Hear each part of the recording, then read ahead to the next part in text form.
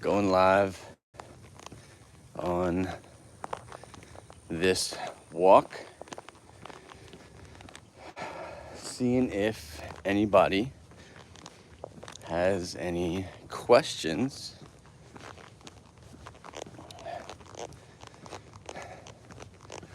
Having a conversation the other day with a client that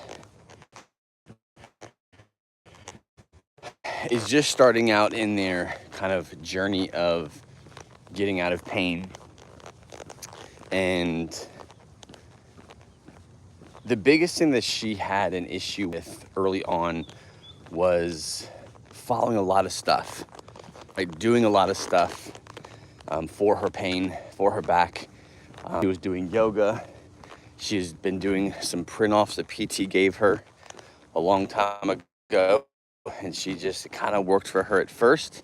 But then her pain kept coming back. And the biggest thing that I see this in a lot of people, right? If you're doing something right now and you're trying to gain control over your pain and it's whatever you're doing just isn't working. One of the number one things I say to look at first is how complex you've created your strategy. How hard, how much things do you have going on that you're doing to, we'll say treat the pain. Oftentimes what you see an issue with is people just doing too much, right? So you're doing stretches. Maybe you got some really good stretches that stretch your hips out, your glutes out, your low back out, your mid back out. You're doing all these stretches, and then you're doing some core stuff because your PT gave you some core stuff. He told you that your core is weak, and the stronger your core is, then the better your back's gonna feel. So you're doing, 3 to 4 core exercises. And then on top of that, you're doing maybe some massage stuff, and you go see a chiropractor from time to time to get your back adjusted and worked on. And next thing you know, you're spending an hour a day, and then multiple times that day, treating your back with a bunch of stuff. And what happens is your back becomes overstimulated, oversensitive, and it creates an environment in your body where it's always kind of recovering, because a sensitive low back, a sensitive pain system, it's not that you need more exercises, more stretches, more strength when it comes to this type of thing. What you need is less stimulus, less stuff that you're doing that is kind of picking the scab. Because when it comes to chronic pain, comes down to two things. There's the central nervous system, right? Your pain system. And then you have like your mechanical stuff, like your tissue health, the herniation, the bulge, the degeneration, the inflammation, all this stuff. And you have to treat both. A lot of times when you're in chronic pain, you're only treating one of them. So PT, core exercises, adjustments, that's all mechanical stuff. So what happens is the mechanical stuff is easy. It's all over the internet, stretches and core training and mobility and all this stuff. And that's easy. And it's what we focus on because it kind of feels good doing it. But the problem is we overlook the central nervous system. So what happens is, while we are treating the mechanical stuff, exercises, stretching, adjustments, medication, that's hoping to calm things down, our central nervous system is getting more and more jacked up. It's getting more and more sensitive. If you're just tuning in, I'm on a quick walk, answering questions if you have any. So you're doing all this stuff, all these stretches, all these exercises, and your pain system, your central nervous system, is becoming oversensitized. So when you're doing the core training, it feels good while you're doing it. While you're doing the working out, it feels good while you're doing it, but you always pay for it later. Your pain always comes hours a day later. That's because your pain system, your central nervous system, is being mistreated rather than treated by what you're doing. So going back to the original story about the biggest mistake that I see people making is overcomplicating, doing too much. And the best thing that you could do when it comes to healing your chronic pain is to simplify what you're doing and test what you're doing against your pain. As in, if you're doing something, test it. Have a painful movement that you have. Do the thing that you want to do, and then see how it treats that symptom, right?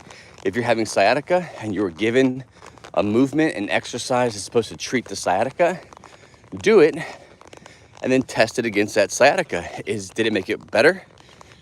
Did it get worse? You know, you have to make those decisions. And the best thing to do, instead of doing 3 or 4 things at one time, is to do one thing at a time. Pick one thing, do the thing, test it, and then see how the body responds. The absolute most important thing that you can do, case in point, this walk that I'm on right now.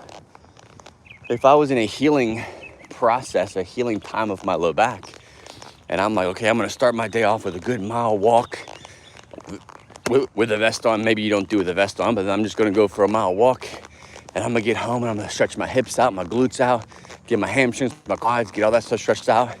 And then I'm gonna get on the inversion table, I'm gonna hang from a bar. And then before I go into my office, I'm gonna do my 3 core exercises I do. You've just done so much stuff for your back that you really don't even know which one of those is working.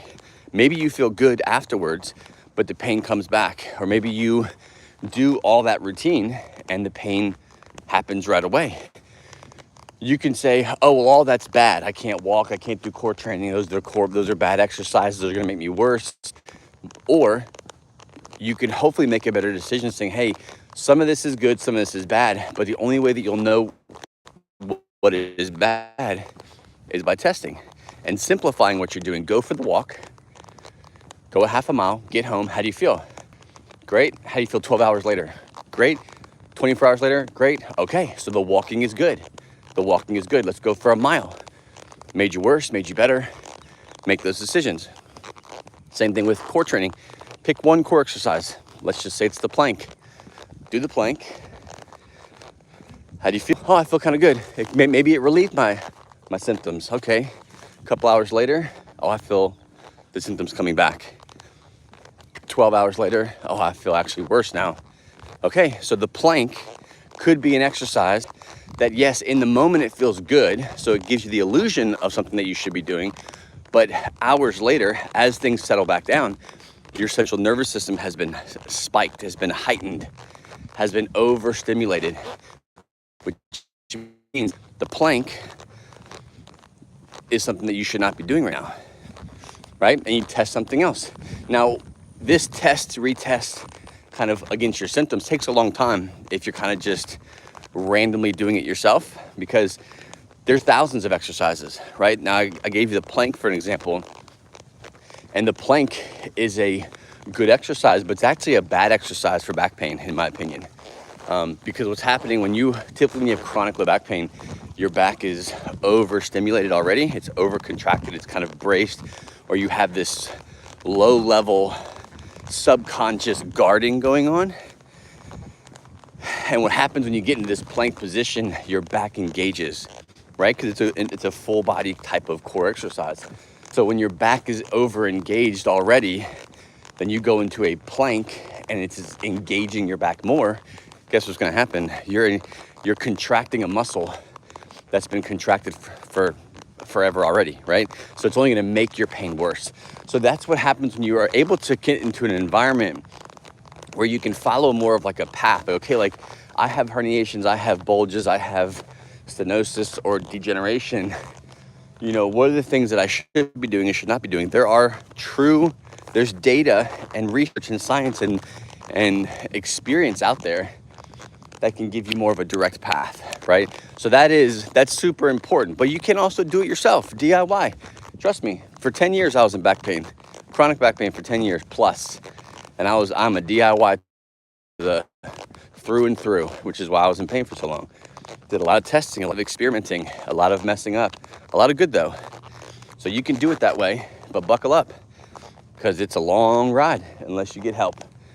So Complexity, keep it simple. Don't overthink things. I'm gonna jump off. My walk's about to come to an end. I don't see any questions coming in. If you're tuning in, I'm gonna jump off. I don't think there's any questions. If you guys like these lives, if you want me to do more of these, I'm just on my walk before I got a call here in a few minutes. Gonna jump off and get on this call. Actually, I should probably turn around, get back to my house. Let me know, leave a comment, and we'll chat soon.